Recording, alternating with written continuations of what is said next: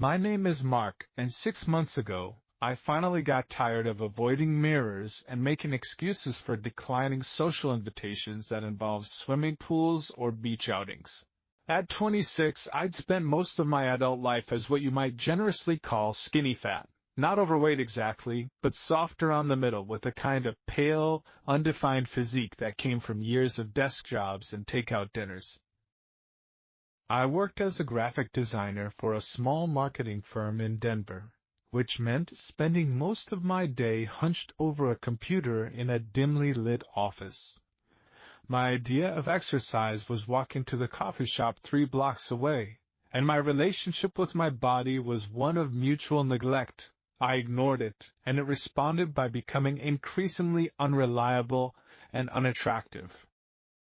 The breaking point came at my college roommate's wedding, where I spent the entire reception tugging at my ill-fitting suit jacket and declining opportunities to dance because I was self-conscious about how I looked. When the photographer asked the groomsmen to remove their jackets for a casual group shot, I made an excuse about being cold and kept mine on, watching enviously as the other guys confidently posed in their dress shirts. That night, alone in my hotel room, I made a decision that would change everything. I was going to get in shape regardless of how intimidating or uncomfortable the process might be. Elite Fitness was one of those upscale gyms that I'd walked past hundreds of times without ever considering entering. The floor-to-ceiling windows revealed an interior filled with gleaming equipment and people who looked like they belonged in fitness magazines. It was exactly the kind of place that had always made me feel inadequate, which is probably why I chose it. If I was going to transform my body, I needed to be somewhere that would push me beyond my comfort zone. The membership consultation was scheduled for a Tuesday morning before work, and I arrived early, nervous, and already regretting my decision. The front desk staff were impossibly fit and friendly, the kind of people who radiated the confidence that comes from being comfortable in your own skin. "You must be Mark," said the receptionist, a woman with the kind of toned arms I'd only seen in fitness magazines. "Peter will be right with you for your assessment and training consultation." I was reviewing the membership package information when I heard my name being called across the gym floor. When I looked up, I forgot how to breathe. Peter was walking toward me with the easy confidence of someone completely comfortable in their physical space, and he was absolutely beautiful. He was tall, maybe 602, with broad shoulders that tapered to a narrow waist and long legs that moved with athletic grace. His arms were perfectly proportioned, muscular without being bulky, defined without looking overdeveloped. He wore a fitted black tank top that showed off his physique without being ostentatious, and when he smiled, his entire face lit up with genuine warmth. "Mark, I'm Peter, your trainer. Great to meet you." His handshake was firm and warm, and I tried not to stare at the way the muscles in his forearms moved as he gripped my hand. Up close I could see that Peter had dark brown hair with just a hint of curl, warm hazel eyes, and the kind of natural tan that suggested he spent time outdoors beyond just the gym. "Nice to meet you too," I managed, hoping my voice sounded more confident than I felt. "So what brings you to Elite Fitness? What are your goals?" Peter led me to a quiet corner of the gym where we could talk without shouting over the music and equipment noise. As we sat down, I couldn't help but notice the way his quadriceps filled out his athletic shorts, the definition visible in his calves, the casual way he carried himself that spoke of years of physical conditioning. "Honestly?"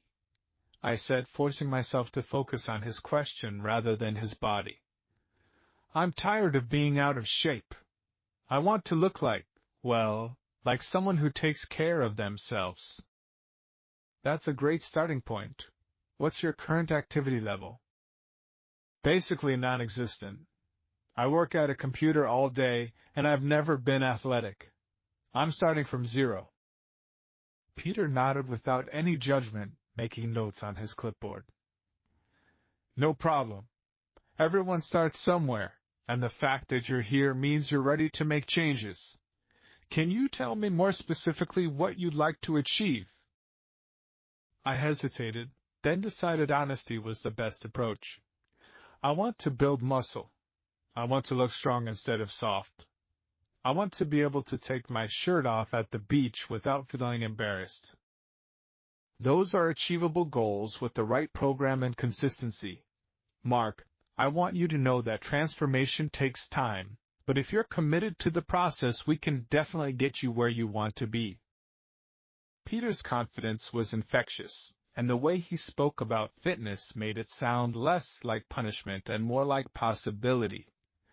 He had me fill out health questionnaires and performed a basic fitness assessment that was humbling but not humiliating.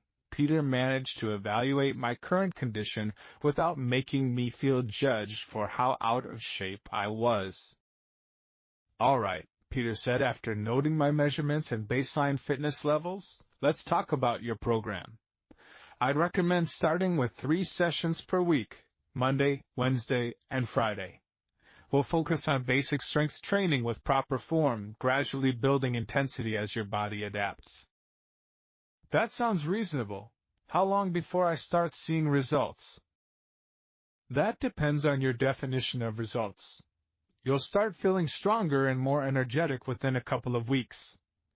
Visible changes usually become noticeable after about 6 to 8 weeks of consistent training and proper nutrition. And you think I can actually... is it realistic for someone like me to develop the kind of physique that... I trailed off, unsure how to articulate what I really wanted without sounding ridiculous. Mark, Peter said, leaning forward slightly, what kind of physique are you thinking about? Like yours, I admitted, feeling heat rise in my cheeks. I know that probably sounds unrealistic, but that's the kind of build I'd like to work toward. Peter smiled, and I was relieved to see encouragement rather than amusement in his expression. That's not unrealistic at all. It takes time and consistency, but with the right approach, absolutely. Everyone's genetics are different, so your results will be unique to you, but building a strong, athletic physique is definitely achievable.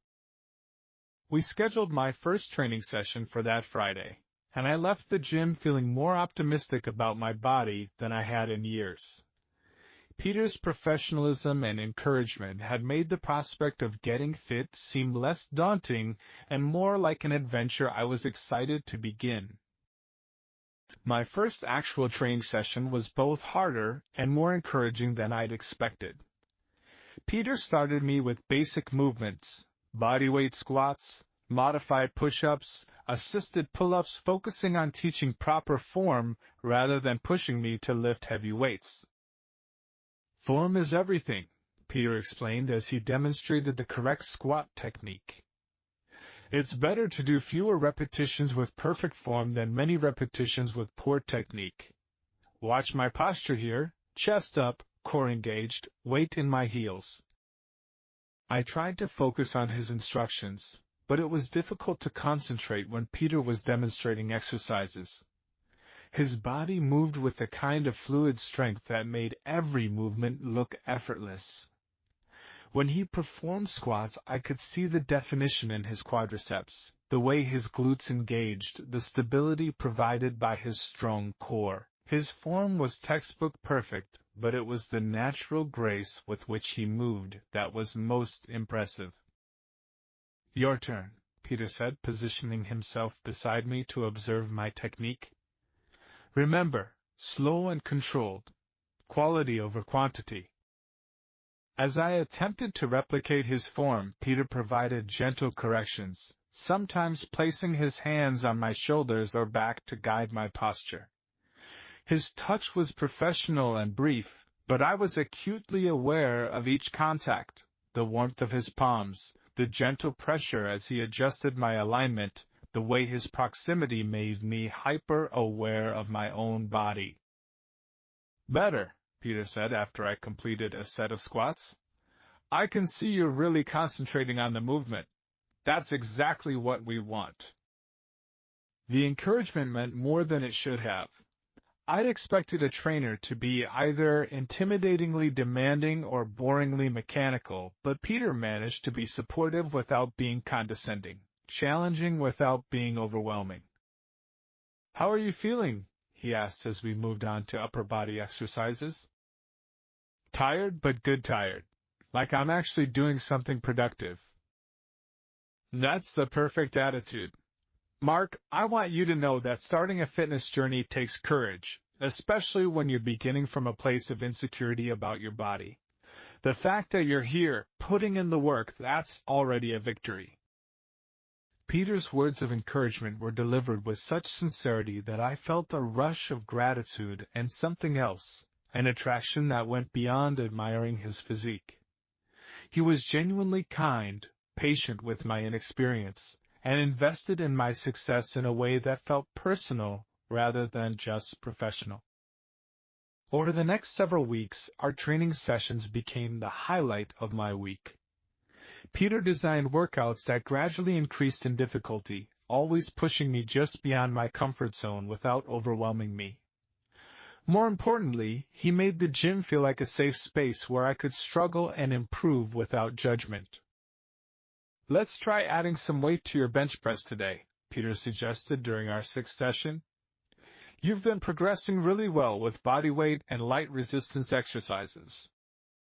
He loaded the barbell with what seemed like a substantial amount of weight, then positioned himself at the head of the bench to spot me.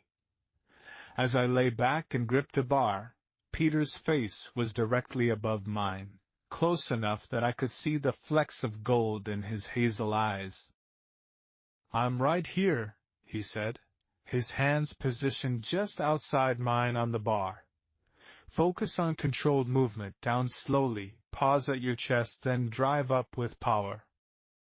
As I lowered the weight, Peter's hands shadowed mine, ready to assist if needed. The intimacy of the position, him leaning over me, our faces inches apart, his strong hands ready to support me if I faltered, was both comforting and electrifying. "Good," Peter murmured as I pressed the weight back up. "That's perfect form. 2 more like that." His voice was quiet and encouraging, meant only for me, and there was something about the private nature of our communication that felt more intimate than it should have for a professional training relationship. After completing the set, I sat up on the bench, slightly out of breath but proud of the progress I'd made. "How did that feel?" Peter asked, sitting down beside me on the bench. "Heavy, but manageable. I can't believe I'm actually lifting real weight now." "Mark, look at yourself in the mirror. Really look." I turned to face the mirror wall, and for the first time since starting at Elite Fitness, I actually examined my reflection. My shoulders looked broader, my arms had definition that hadn't been there 6 weeks ago, and my posture was noticeably better. "I can actually see a difference," I said, surprised by the visible changes. "You should see a difference. You've been consistent, following the program, pushing yourself every session. Your body is responding exactly like it should." Peter was sitting close enough that our shoulders almost touched, both of us facing the mirror. In the reflection, I could see the contrast between his developed physique and my work-in-progress body, but for the first time, the comparison didn't make me feel inadequate. Instead, it felt motivational, a preview of what continued dedication might achieve. "Peter, can I ask you something?" "Of course." "How long did it take you to build your physique? You have exactly the kind of body I'm hoping to develop." Peter smiled, and I caught him glancing at my reflection in the mirror. "Thanks. I've been training seriously for about 8 years, but I didn't start with any natural advantages. I was actually a pretty skinny kid, probably not that different from where you started." "Really? You were skinny?" "Really. I have pictures that would probably surprise you. Building muscle is a gradual process for most people, but the changes compound over time. What you're seeing now is the result of consistent training, proper nutrition, and patience. And you think I can develop something similar? Peter turned to look at me directly rather than through the mirror reflection. Mark, I think you can develop whatever physique you're willing to work for. You've already shown that you have the discipline and commitment. The only question is how far you want to take it. Something in the way Peter looked at me when he said this felt different from his usual professional encouragement. There was an intensity in his gaze that seemed more personal, as if he was seeing me as more than just a client working toward fitness goals. 3 months into my training program, the changes in my body were becoming impossible to ignore. I'd gained 15 pounds of muscle, lost body fat, and developed the kind of definition in my arms and chest that made wearing fitted t-shirts a pleasure rather than a source of anxiety. But the changes in my relationship with Peter were equally significant. Our training sessions had evolved from purely instructional to something that felt more like collaboration. Peter would ask for my input on exercise variations, share stories about his own fitness journey, and show genuine interest in my life outside the gym. "How's work been this week?" Peter asked as we warmed up for a particularly challenging upper body session. "Busy, but good. I actually had to buy new dress shirts because my old ones are too tight in the shoulders and chest." "That's a great problem to have. How does it feel needing bigger clothes because you're gaining muscle?" "Incredible. 6 months ago, I would never have imagined feeling confident about my body, and now I'm actually proud of how I look."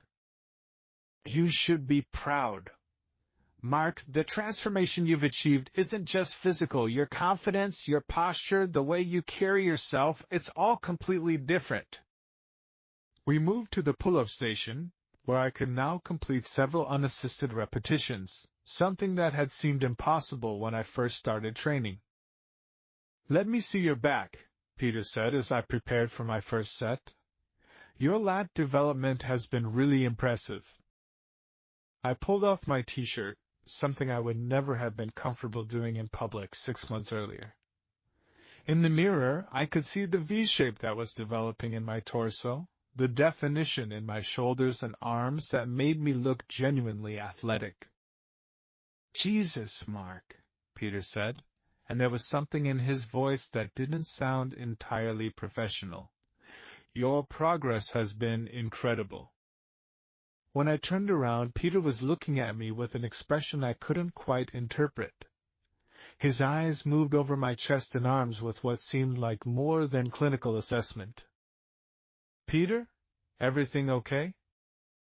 "Yeah, sorry. It's just, you've achieved exactly what you said you wanted when we first met. You look strong, athletic, confident. It's really impressive to see that kind of transformation." "I couldn't have done it without you. Peter, you've been amazing, patient, encouraging, always believing I could do more than I thought possible." "That's my job." "Is it? Because it feels like more than that." Peter was quiet for a moment, and I could see him weighing his words carefully. "Mark, I need to be honest with you about something." "What?" "Working with you has been different from my other clients. More personal, more invested. I'm not sure that's entirely professional." "What do you mean?" "I mean that somewhere along the way, I stopped seeing you as just a client and started caring about you as a person. Your progress, your confidence, your happiness, it all matters to me in ways that go beyond professional success." I stared at Peter, trying to process what he was saying. "Are you telling me you have feelings for me?" "I'm telling you that I've developed feelings that complicate our trainer-client relationship." The admission hung between us, dangerous and honest and completely unexpected. "Peter," I started, then stopped, unsure how to articulate what I was feeling. "Look, I know this is complicated. I know there are professional boundaries I shouldn't cross. But Mark, I've watched you transform not just your body but your entire relationship with yourself. And I've been falling for you a little more each session. You've been falling for me?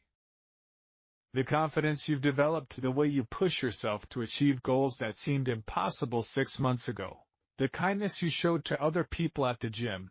Yes, I've been falling for you. I looked at Peter, this man who'd helped me transform my body and my self-image, who'd seen me at my most vulnerable and encouraged me to become stronger. The attraction I'd felt for his physique had evolved into something much deeper: admiration for his character, gratitude for his patience, and genuine affection for who he was as a person. Peter, I need you to know something. What? I started working with you because I wanted to look like you. I was attracted to your physique, envious of your confidence, desperate to develop the kind of body that would make me feel strong and attractive. And now? Now I'm attracted to all of those things, but also to your kindness, your professionalism, the way you've believed in me when I didn't believe in myself.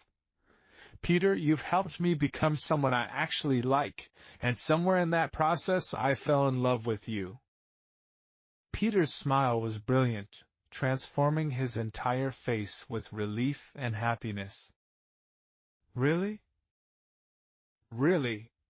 Though I have no idea how to navigate a relationship that started as a professional trainer-client arrangement? Neither do I, Peter admitted. But Mark, I'd like to figure it out with you. Even though it means we can't continue the professional training relationship, I think we can continue training together, just not in a formal client-trainer capacity.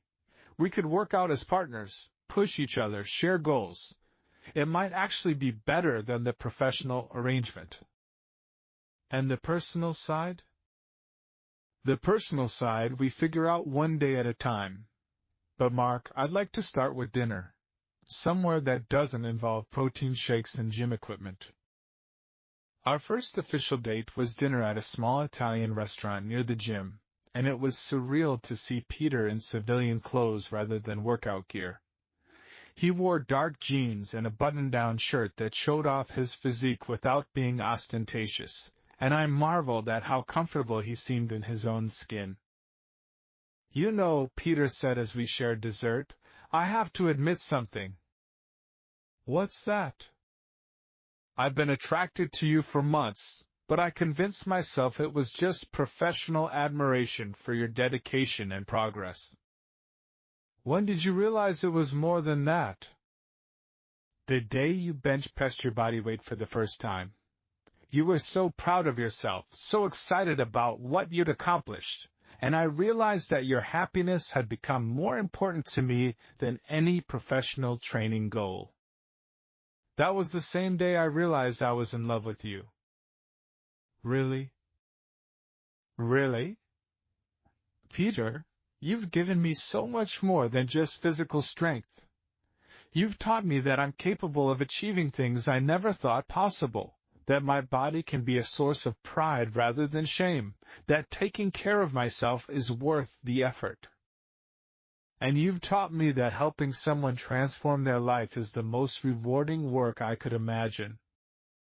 6 months later, Peter and I had established a routine that combined our shared love of fitness with a romantic relationship that felt both passionate and stable.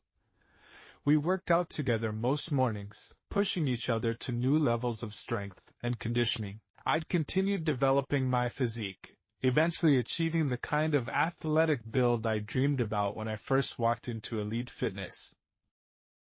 But more importantly, I'd learned that the best transformations aren't just physical. My relationship with Peter had taught me about partnership, mutual support, and the kind of love that makes you want to be the best version of yourself. Any regrets? Peter asked one morning as we finished a particularly challenging workout together. About getting into the best shape of my life. About falling in love with my trainer. About completely changing my relationship with my body and myself? Any of it. All of it. I looked around the gym where we'd first met, where Peter had patiently taught me how to use my body as a tool for strength rather than a source of insecurity. I thought about the journey from that first intimidating consultation to this moment, where I felt genuinely confident and happy in my own skin. None, I said honestly. Though I still can't believe wanting to look like you led to actually being with you. Sometimes the best goals are the ones that lead you to unexpected places. Like falling in love with your trainer? Like falling in love with someone who sees your potential and helps you achieve it. As Peter pulled me close for a kiss that tasted like possibility and shared sweat, I marveled at how completely my life had changed since that first day at Elite Fitness. I'd wanted to transform my body and ended up transforming my entire relationship with myself and love. Sometimes the strongest muscles you can build are the ones that open your heart.